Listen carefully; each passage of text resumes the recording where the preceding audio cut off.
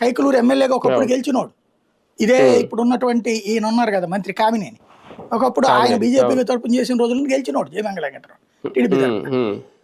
తర్వాత TDP ticket ఇవ్వలేదు, ఇస్తుందన్న నమ్మకం కూడా లేదు, ఎమ్మెల్సీ కూడా ఇవ్వలేదు.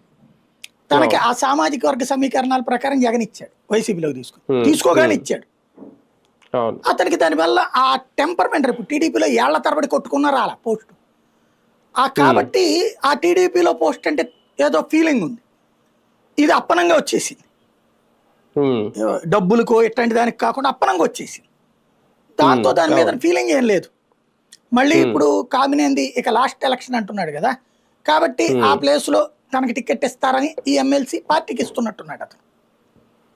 అందుకోసం చేస్తున్నట్టు కనబడుతుంది నాకైతే అనిపిస్తున్నటువంటిది. ఎందుకంటే ఇంకా అక్కడ వేరే క్యాండిడేట్ కూడా లేరు కదా. వాస్తవంగా ఇంతవరకు మన వీకే అడిగినట్టున్నాడు టికెట్ కైకలూరు. అప్పట్లో చర్చ నడిచింది, అది ఏది కామినేనికి బదులు తనకి మన 19 టైంలో అట్లాంటివి నడిచినాయి. కాబట్టి ఇప్పుడు ఏం జరుగుతుందో చూడాలి. తర్వాత వచ్చాడు. కానీ రాజ్యసభలో ఇలాంటి వివరణ అడిగారా సార్?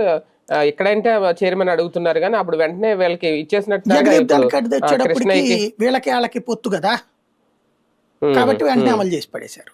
అక్కడ పొత్తులో భాగంగా సీట్ అటు వస్తుంది కాబట్టి ఇటు వైసీపీ తరపున్నాడు కాబట్టి అడుగుతున్నాడు ఆయన. ఇప్పుడు మనం కంపేర్ చేయాల్సింది ఏంటంటే తెలంగాణలో కాంగ్రెస్ పార్టీ వాళ్ళు అధికారంలో ఉన్నారు, వాళ్ళు ఏం చేస్తున్నారు? స్పీకరు రోజుల తరబడి అక్కడ సుప్రీంకోర్టు చెప్పింది, నువ్వు 10 వారం రోజుల్లో తేల్చకపోతే తాట తీస్తాం.